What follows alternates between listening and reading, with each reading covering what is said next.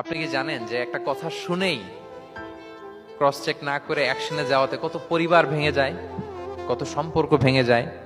আমাদের মধ্যে এই প্রবণতা আছে। আপনার ছেলের ব্যাপারে একজন একটা কথা বললো, এসে ছেলের মারপিট, জিজ্ঞেস করেন না এটা।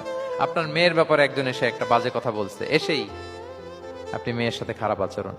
আপনার ওয়াইফের ব্যাপারে একজন বললো আর কি, যে ভাই আপনি এখানে, ভাবিকে তো দেখলাম ওইখানে আরেকজনের সাথে, আপনি এসেই আপনার স্ত্রীর উপর চড়াও অথবা গায়ে হাত তুললেন।